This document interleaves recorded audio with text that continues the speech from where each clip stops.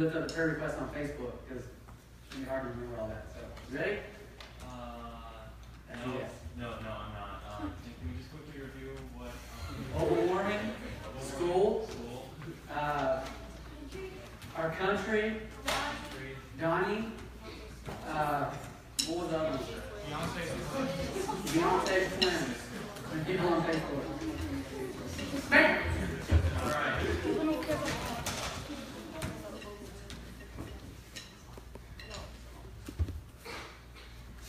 God, thank you for allowing us all to gather here tonight, and I pray that we could have a good time learning more about you, and I also pray that you'd help this country and its leaders, and that they do a good job of running the place, and I actually pray for the entire world while I'm at it. I pray that global warming would not be so problematic, and I also pray that you'd allow Donnie to be less stressed, and I pray that Beyonce's twins would be fine. And I also pray for all the prayer requests that are on Facebook that I'm unable to see, and in Jesus' name I pray. Amen. Thank you.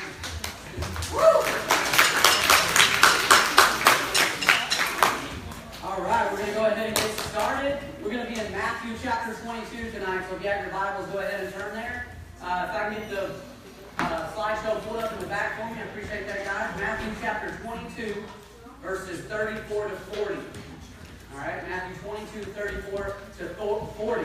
We're continuing our series titled Uncommon. That is the theme word for the year, for the youth group. We are meant to be uncommon in the world because God is uncommon. And there's no one like Him, and He wants us to be like Him. All right? Tonight we're talking about go and love yourself. Anybody love themselves in the audience? Y'all love yourself? Yes, you do. We're going to see if you really love yourself tonight. Okay? So here's Justin Bieber. How many believers are there in the audience? Believers. Yeah. All right. So I don't know if you know this, but Justin Bieber wrote this song called "Love Yourself." And he wrote that song in 2015. It spent 24 weeks on the top 10. Top 10. That's pretty good, right? 24 weeks. Okay? That's his third #1 song that he has produced. And it was awarded 2016 Best Performance Single. And also in the year 2016, it was the 7th best-selling song. So, I don't know if you've heard this song, but it's actually pretty good. I agree. Alright, so we're actually going to take a listen to that song right now. We're all believers, baby. And you get to look at the lyrics because they're really good. So, check it out.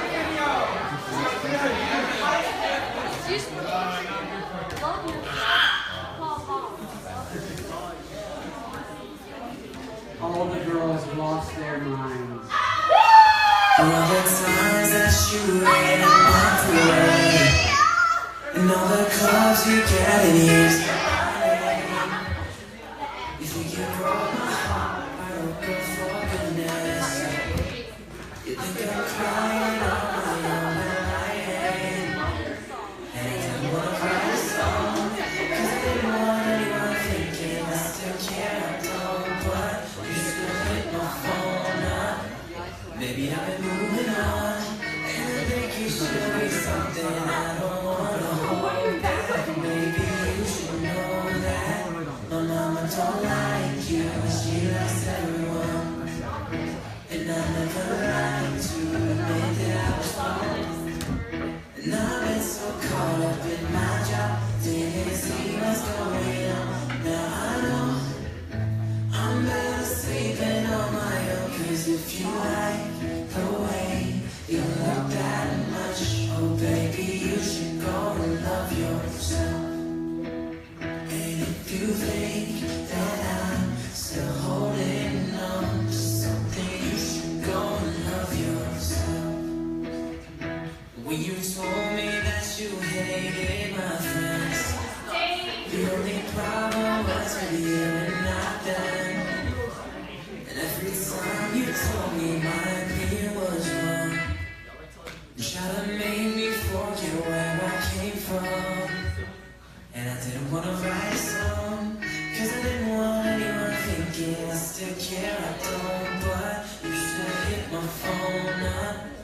Maybe I've been moving on, and I think you should be something I don't wanna hold back. Maybe you should know that my mama don't like you, she likes everyone. And I never lied to admit that I was wrong. And I've been so caught up in my job, didn't see what's going on. Now I know I'm better sleeping on my own. Cause if you like the way you look that much, oh baby, you should go and love yourself. And if you think that I'm still holding on to something, you should go and love yourself. All the times that you made me feel small, I fell in love, now I feel nothing at all. I never felt so low when I was vulnerable. Was I a fool to let you break down my heart? Cause if you like the way you look that much, oh baby, you should go and love yourself. And if you think that I'm still holding on to something, you should go and love yourself. Cause if you like the way you look that much, oh baby, you should go and love yourself. And if you think that I'm still holding on to something, you should go and love yourself. All right.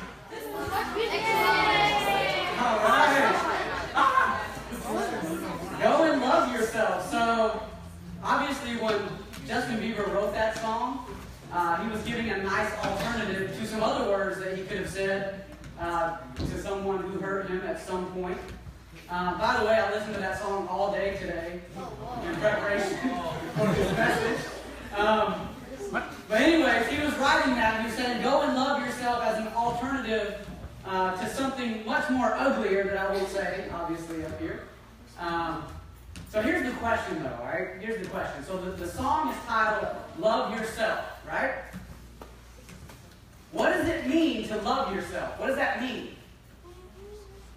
What does it really mean to love yourself? And that's exactly what we're going to be talking about tonight in Matthew chapter 22, verses 34 to 40. So hopefully you've already turned there. If not, here we go. Matthew 22, verses 34 to 38. Hearing that Jesus had silenced the Sadducees, the Pharisees got together. One of them, an expert in the law, or if you're using today's terminology, a lawyer, tested him with this question, Teacher, which is the greatest commandment in the law? Jesus replied, love the Lord your God with all your heart, with all your soul, with all your mind. This is the first and greatest commandment. All of you are familiar with these verses, right? You're familiar with the greatest commandment, which is love the Lord your God with all your heart, with all your soul, with all your mind, with all your strength, right? Would I be correct in assuming that? Yes? Okay, good. We know this one, right? And basically what this means is love God with everything you have, right? Everything you got, the hat on your head, the shirt on your back, the shoes on your feet, the pants you're wearing, the house you live in, the car you got, the heart in your body, the brain in your head, everything you have, you give it to God, right? It's all His. You love Him with everything you got. Amen? Is that correct? Yes. That's what that says. Love God more than everything. Love God more than you love yourself. That's what that means, correct? Yes? Love God more than you love yourself. Now, we know that. That's simple. What's the next verse? Verse 39. This is what it says. And the second commandment is like it. Love your neighbor as yourself. Love your neighbor as yourself. Now, you might remember that not too long ago, we actually discussed this. We had a message about this, remember? We talked about loving your enemy. We've talked about loving your neighbor before. Okay? Here's the question I want to ask you right now. Whenever you look at this verse, Matthew 22, verse 39, it says, love your neighbor as yourself. Question, can you do that? Can you love your neighbor as you love yourself? Can you do it? How many of you say no? One person, two. On your own, you can't do it, right? So God has to actually do something in you and empower you to be able to love this way, to love your neighbor as yourself. But the answer to the question is yes. You can love your neighbor as yourself, but the question we really need to be asking is, what does it mean to love your neighbor as yourself? And in order to figure that out, guess what you have to know? You have to know what it means to love yourself before you can love your neighbor as yourself. That makes sense, right? Doesn't it? Another question. If this command is love your neighbor as yourself, does this verse command us to love ourselves? Does the Scripture command us to love ourselves? I think that it does. And we're going to talk about that. We're going to try to understand this tonight. Okay? Can you love your neighbor as yourself? And what does it mean to love yourself? All right? What does it mean to love yourself? Now, here's something to think about. You can't love you can't love your neighbor as yourself very well if you do not understand what it means to love yourself and actually love yourself first, right? Does that make sense? You cannot love your neighbor as yourself very well unless you first understand what it means to love yourself and then you actually do it. Does that make sense? Because how can you actually love your neighbor as yourself if you don't love yourself? Does that make sense? How can you actually love your neighbor as yourself if you don't understand what that means and you don't actually love yourself? So what does it mean? That's the question we're asking. Let's go to the definition of love. We looked at this before. This is the Oxford Dictionary. As a noun, whoever wrote the Oxford Dictionary's definition of love said that as a noun, it's a strong feeling of affection. Does anybody agree with that definition? It's a strong feeling of affection.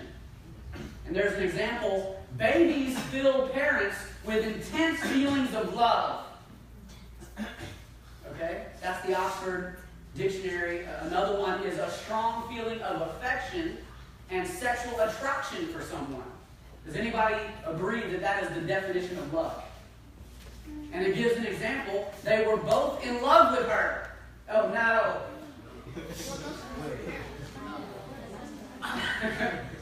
And then whoever wrote this definition, they also put a verb on there. The verb is to feel deep affection or sexual love for someone. And the example question is, do you love me?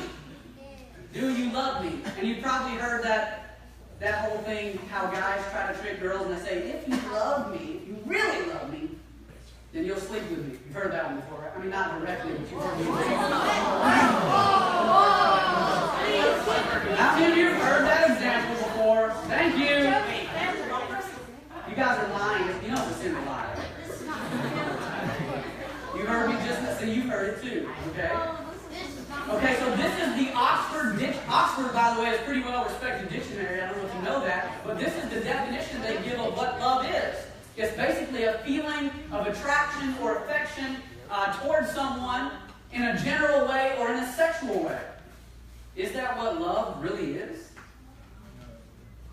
Well, let's take a look at some examples of what the world says is loving yourself. You ready?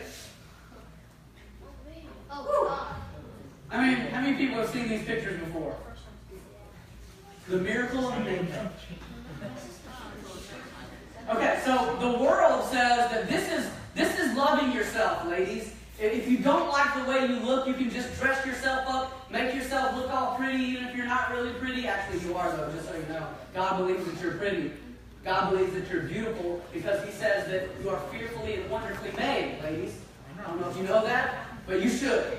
But the world tells you that if you just make yourself feel pretty, if you dress up nice, if you put on the nice makeup, then you're loving yourself. Go and treat yourself. If you really want a cupcake and ice cream, go and do it. If you want to buy a nice pretty dress, go and buy it. If you want those nice shoes, get them. That's loving yourself, right? That's what the world says, right?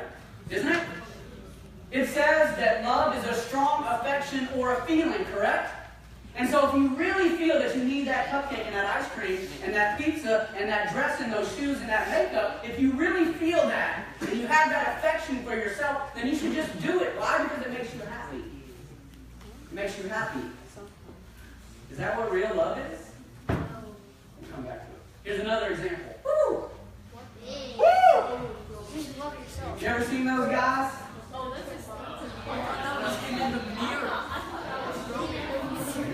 You ever see these guys? Look. Oh, look at me. That looks good.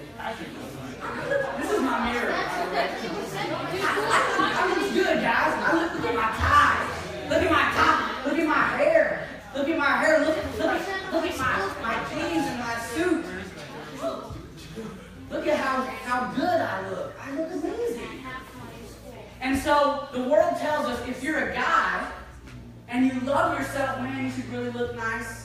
For the ladies, you should have nice hair, nice shoes, nice jeans, nice car, all that stuff. And guess what? Your heart tells you that you want it. You have an affection for it. You want to make yourself look like that. So guess what? You should just go and love yourself. You should treat yourself. Oh, you want to stay up all night and drink soda and play video games? Go ahead. You want to eat a whole pizza for yourself? Go right ahead. Just indulge. Love yourself. Treat yourself. It's all good. Right? Isn't that what the world says? Is that what real love is? No, it's not. Here's another definition. You might remember this one. This is our definition. Look, she's got it. On the phone. Amazing. So here's one of them. We've had several, but here's one. Love is a commitment to act for another person's benefit, even to your own detriment. Or in other words, love is a commitment to other people, to treat them as though they are more important than yourself. Love is a commitment to other people, to act on their behalf, even if you lose something out of it. A commitment that is evidenced by action. That's what real love is, right? Right? Okay, so here's the question. With this definition, how does this apply to loving yourself? How does this apply to loving yourself? See, the commitment is not now to another person, but to yourself. To act for your benefit, even to your own detriment. So how does this definition work with loving yourself? Well, we're going to talk about that. But before we do, we're going to define two different things. One, we're going to define what selfishness is. And then we're going to define what self-love is. Because here's how it works typically. People today, when they think of love, when they think of loving yourself, what they're really thinking of is being selfish. But being selfish and loving yourself are two different things. It's okay to love yourself. It's not okay to be selfish. It's okay to love yourself. It's not okay to be selfish. Here's a definition of selfishness from Merriam-Webster. Not quite as good as Oxford. Not held quite as high as Oxford, but still good enough. Selfishness. 1, being concerned excessively or exclusively with oneself. Seeking or concentrating on one's own advantage, pleasure, or well-being without regard for others. That sounds like a pretty accurate definition of selfishness, doesn't it? Second one. Arising from concern with one's own welfare or advantage in disregard of others, a selfish act. Okay? So that's a pretty fair definition of selfishness, right? Basically, you're only concerned about yourself. You don't care about other people. You only act for your own advantage, your own benefit, without any concern for anyone else, for their well-being or for their needs. You follow? Okay? Now, that's selfishness. Let's look at a definition of self-love. And the guy that came up with this definition, his name is Erich Fromm. And he wrote this book called The Art of Loving. And in this book that he wrote, he has an entire chapter on self-love. And this is what he says. Loving oneself is quite different from arrogance, conceit, or egocentrism. Loving oneself means caring about oneself, taking responsibility for oneself, respecting oneself, and knowing oneself. Examples, being realistic and honest about one's strengths and weaknesses. In order to be able to truly love another person, one needs first to love oneself in this way. How many of you like that definition of self-love? I like it. And I ordered that book this week because I like it. I haven't read it yet, but I want to read it. It looks like a really good book. So anyway, that last little statement at the bottom, in order to be able to truly love another person, for example, your neighbor, one needs first to love oneself in this way. In what way? Well, basically, taking care of yourself, taking responsibility for yourself, respecting yourself, knowing yourself, being real and honest with yourself. And if you love if you love yourself in that way, then you can begin to understand what it means to love someone else. Okay? Then you can begin to understand what it means to love someone else, and you can actually begin to practice loving someone else. You can now, if you really truly understand what it means to love yourself, you can now love your neighbor as you love yourself. Does that make sense? Does that make sense? Say yes. Or say no, and we'll explain it. All right? But in order to love your neighbor as yourself, you first have to understand what it means to love yourself. And to actually love yourself. All right? All right, so here's an example from my own personal life. This is me. Let's see, what year was this? This was, I'm 29 right now. So this was when I was about 18 or 19. So this was 10 or 11 years ago. Maybe a little less. Okay? The picture on your left, that's my thug side, just still kind of hanging out. Became a believer only a few years before this, but I still dress like that. And you can see my shoes look really cool. Those are Air Force Ones.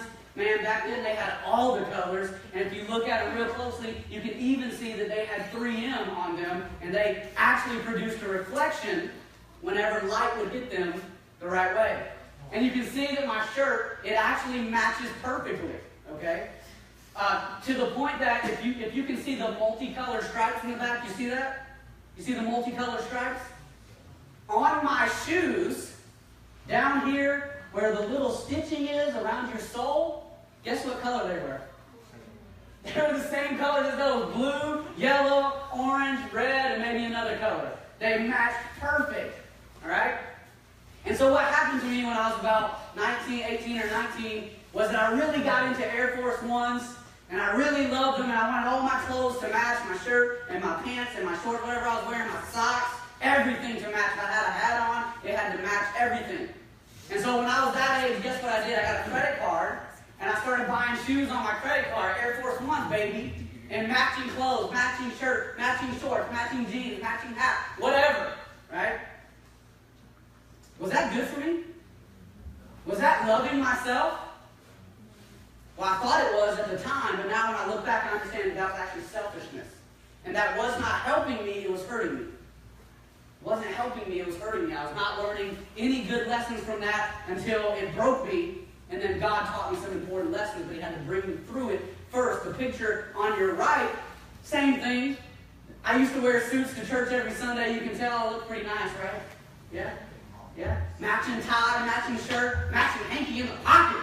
And a hat. You don't even know about a hat. That's a pimp hat, a preacher in many places hat. You know about that? P-I-M-P, preacher in many places, pimp hat.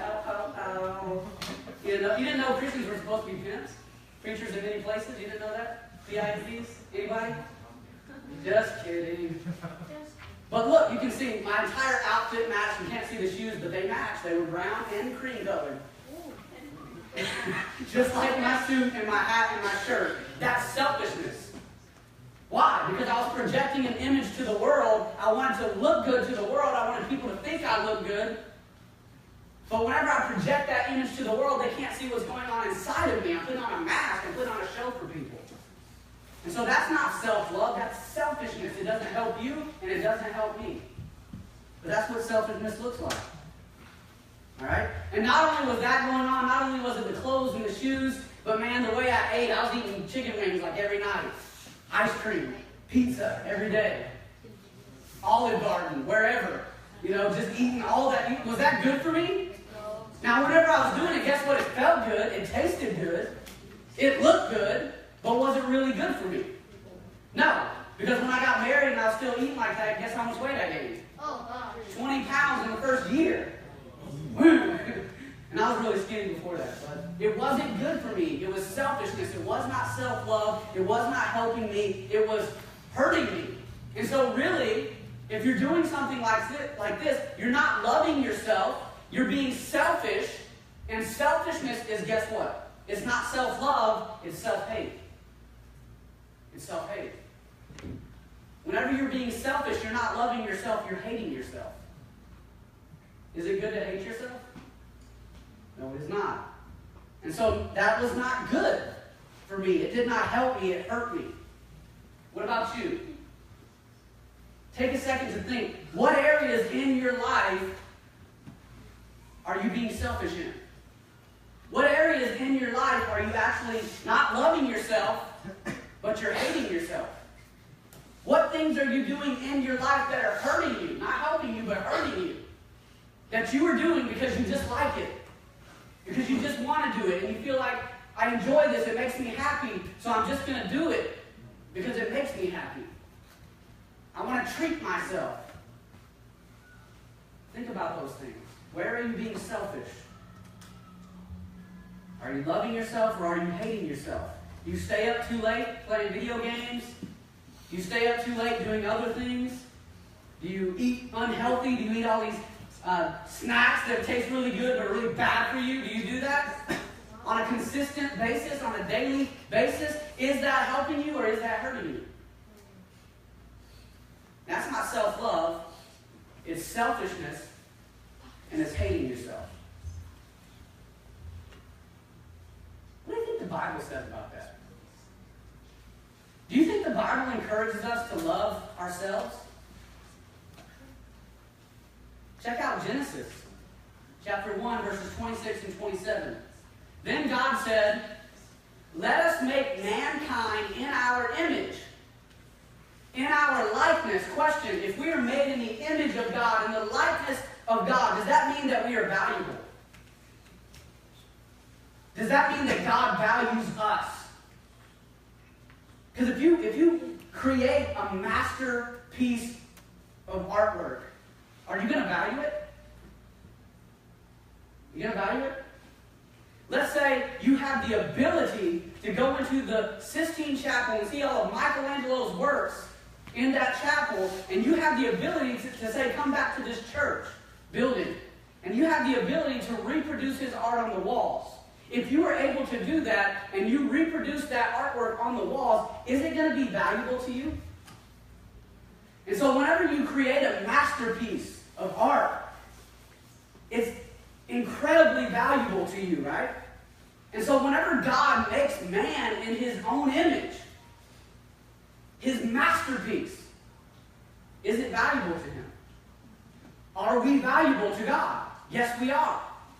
And so he keeps going. He says, so that they may rule over the fish in the sea and the birds in the sky, over the livestock and all the wild animals, and over all the creatures that move along the ground. So God created mankind in his own image.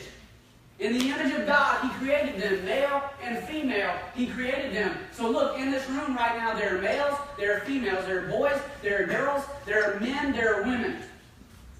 Each and every one of us, can you say that? Each and every one of us are made in what? In the image of God. And so whenever God made us, he actually made us to be like him. Humanity is God's masterpiece of artwork. And all of us in this room, it doesn't matter if you're male or female, boy or girl, man or woman, all of us are absolutely incredibly valuable to God. Do you believe that? We are absolutely incredibly valuable to God, and if we are absolutely incredibly valuable to God, shouldn't we be absolutely incredibly valuable to ourselves? Should we not value ourselves because we are made in the image of God and God has created us with dignity so that we can honor His name? We are made to be valuable. We are made to be loved by Him, by other people, and by ourselves. We are supposed to love ourselves. We are supposed to love ourselves. Question. Do you think that Jesus loved Himself?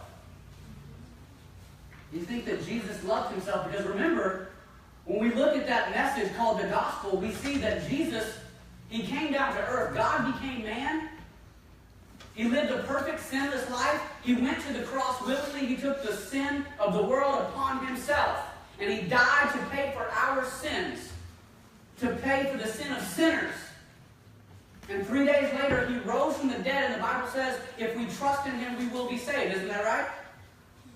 Did Jesus love Himself even though He sacrificed Himself for us? Did He love Himself? He did. But He understood something very important. We are supposed to love ourselves, but we are also supposed to put the needs of others before ourselves. We love our neighbor as ourselves. You know what that means, right? That means that if you have a need and your neighbor has the same need, guess what needs to happen? Both of those needs need to be met. But if only one of those needs can be met, what do? The Bible says, Paul says, that you consider that person more important than yourself, and you put their needs before yourself. That doesn't mean you don't love yourself.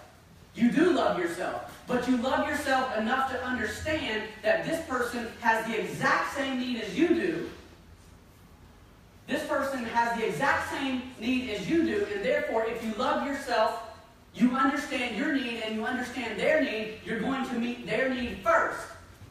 Because remember, you're loving them as yourself, and typically, in a situation like that, whose needs are going to be met, yours or theirs? Yours. And so if you're loving them as yourself, you're going to meet their need before your need because you're loving them as yourself. Do you follow that? And so you understand that that person is also equally created in the image of God and is equally as valuable as you are. Does that make sense? So did Jesus love Himself? Absolutely He did, but He also loves others. Check this out.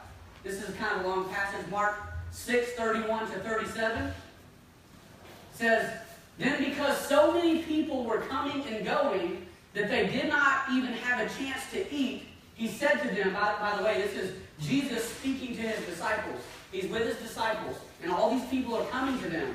And He says to them, come with me by yourselves to a quiet place and get some rest.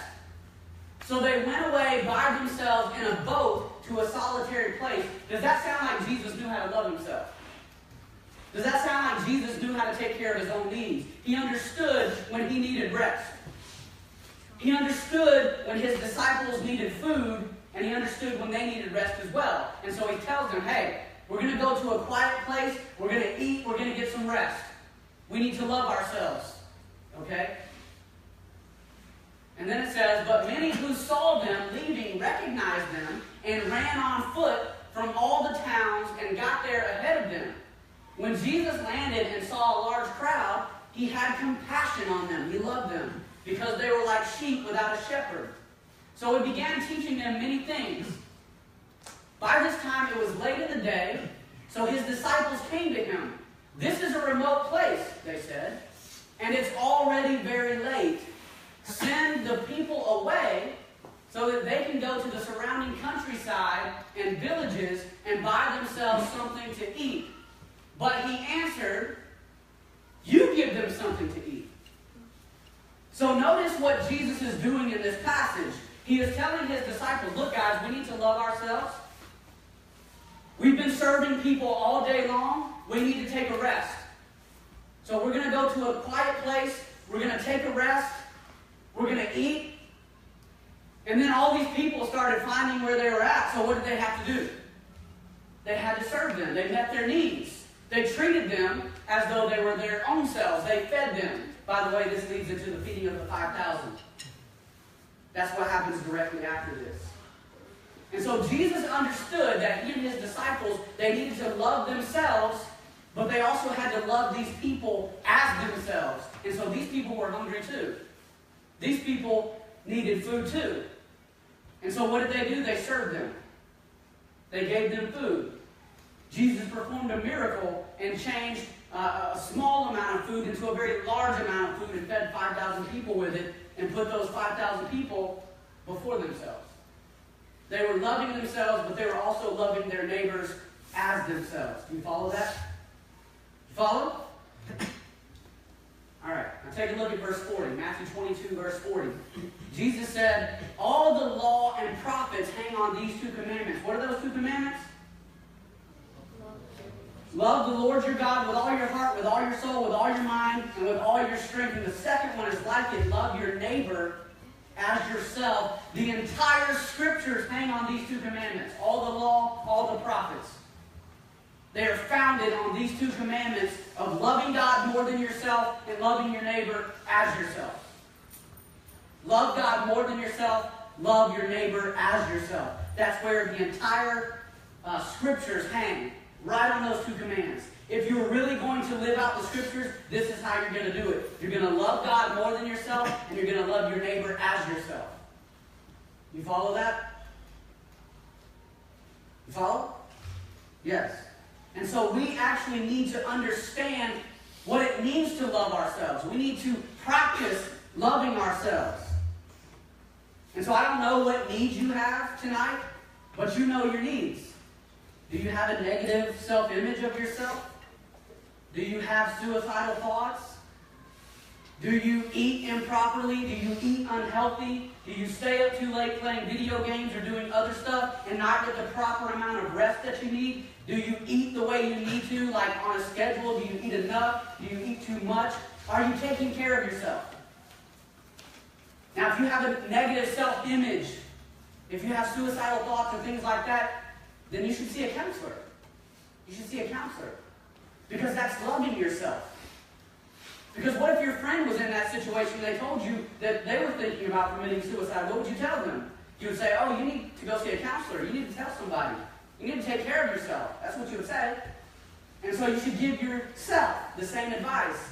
Go to a doctor. Go to a counselor. Let that person help you, because guess what? That's really biblical. A lot of people have problems with counselors, but guess what? You know what the Bible teaches? The Bible teaches us that we all have problems. We have issues. And the Bible teaches us that all of us, we have issues, we have problems, and guess what we need to do? We need to go to other people to help us. And so going to somebody to get them to help you with your issue is not only a good idea, it's biblical. Because you're asking somebody to come alongside you and support you and to help you through your issues. But we need to love ourselves properly so that we can love others properly. Do you understand that? We need to love ourselves properly so that we can love others properly. I'm going to share this story with you. There's this guy named Arlen Williams. And so in 1982, Arlen Williams was on an airplane in Washington, D.C. He was on Florida Air Flight 90, and whenever this airplane took off, it had problems. All it was doing was taking off to leave the airport, and it crashed into a nearby bridge. It hit the bridge, it plunged into the Potomac River. Cold, cold day. Freezing. And so the airplane crashed down into the Potomac, and all the passengers, quite a lot of passengers, close to 100 passengers, I think, all of them moved to the back of the airplane because the water was filling up in the front of the cabin and into the aisles and the different parts of the plane. So they all moved to the back. Obviously, people were immediately aware of the crash, so a rescue helicopter came through, and this rescue helicopter was flying over the crash site, over the river, and they let down a rope that had, what's it called, a life, what's it called? What? What's it called? A lifesaver. Somehow all of us forgot what it actually is called. But anyway, you know what I'm talking about, the little round thing. They threw it out on a rope to rescue these people. And this guy, Arlen Williams, what did he do? So actually 70-something passengers died on this crash. On this airplane. But there were 5 survivors. And this guy, Arlen Williams, whenever the rope came down with the lifesaver on it, he was the first one there to receive it. What did he do with it? He didn't use it himself. He passed it to the person next to him. He said, "Here, you get out of here." Came back down. He said, "Here, get out of here." Came back down. He said, "Here, get out of here." Came back down. He said, "Here, get out of here." They were all in freezing cold water, all of them. The water was just, it was so cold that it was probably hurting them. It was making him weak. And so he kept passing the rope to other people and letting them get saved, and he himself actually ended up dying. And so he sacrificed his life to save these people. Question: do you think Arlen Williams intended to die?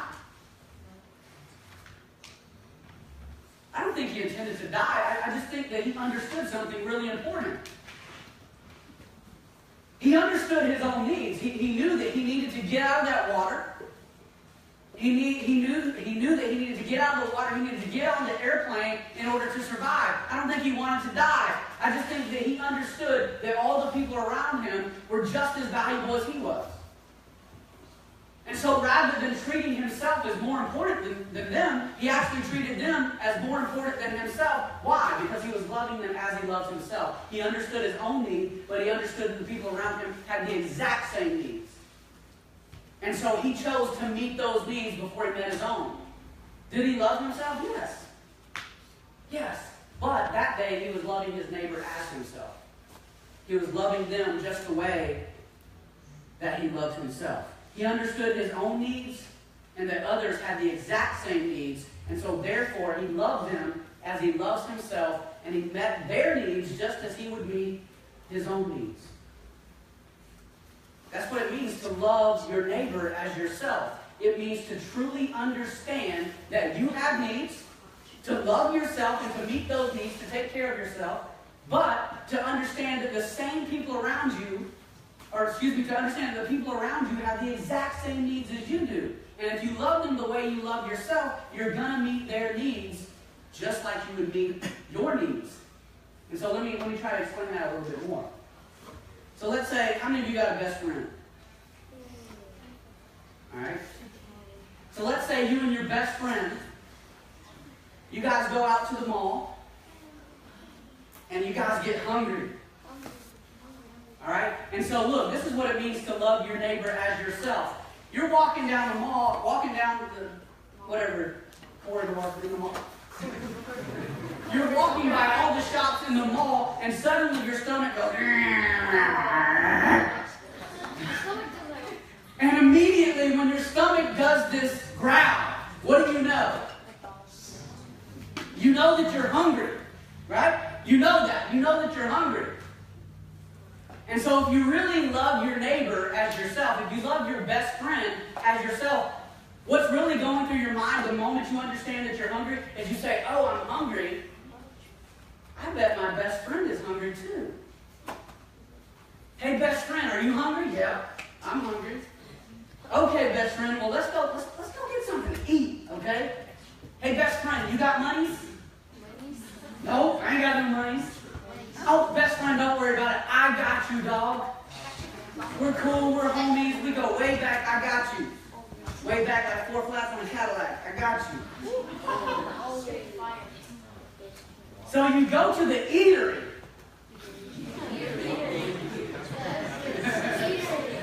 The eatery, the food court. All right, you get to the food court, also known as the eatery. You reach in your pockets. You pull out $7. That's enough for one meal. Okay, you pull out $3.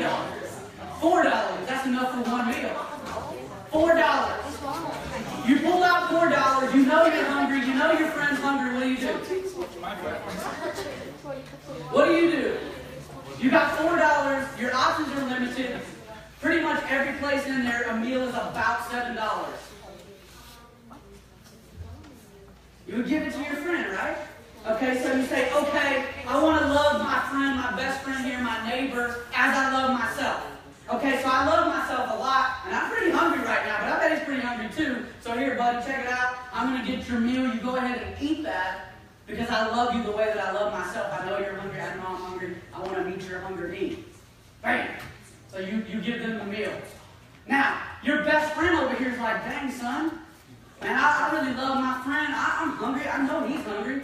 Shoot, what am I going to do?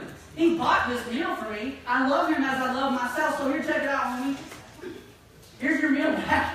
No. He said, look, let's just split it. Share. Let's half it. We're going to share this meal.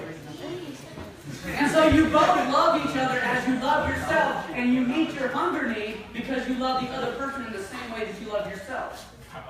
You follow? That's what it means to love your neighbor as yourself. Whenever you understand that you have a need, you immediately understand that they have the same need. And so you work to meet that exact same need, and you love them the way that you would love your own self. You give them what they need because that's what you would do for yourself in that situation. You follow? Okay, so check it out. Here's some application for you.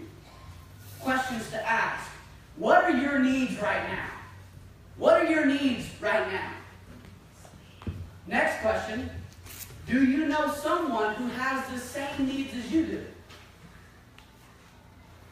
What are the needs of someone that you love? Maybe it's your mom, your dad, your brother, your sister, your cousin, whatever. What are the needs of someone you love? Not a dog. Someone. Not a cat. Someone. Don't be buying the dogs and cats outfits. Don't do that. You buy your friend an outfit, that's fine. You buy your mom an outfit, that's wonderful. Your dad, amazing. Cousin, okay. Dog, no. Cat, no. Don't do that. That's a waste of money. They don't need it. They have fur. That's why they have fur. Because God created them with natural clothing. They don't need clothes. Yeah. All right, amen? Okay. All right, so what are the needs of someone you love? What are the needs of someone you love? Question. You understand your own needs right now. You understand that someone you know has needs that are the same as yours. And you also understand that someone you love dearly also has needs. What are their needs? And the next question is, how can you meet those needs? So your application, your challenge for the message tonight is to find a way to meet the needs of these people. And you need to love yourself and meet your own needs too, but you need to meet their needs before yours. Because that's how you love your neighbor as yourself, and that's how you love yourself. Okay? You take care of yourself, and you take care of the people around you who have the same needs as you do. And those who don't have the same needs. You follow? So that's your challenge, all right? We're going to close in prayer. We're going to go to small groups. And we don't have questions tonight, but you have stuff to look at for your small groups, all right? So let's pray. Heavenly Father, we come before you tonight in the name of Jesus. And God, we praise you because you are an awesome God. You are a saving God.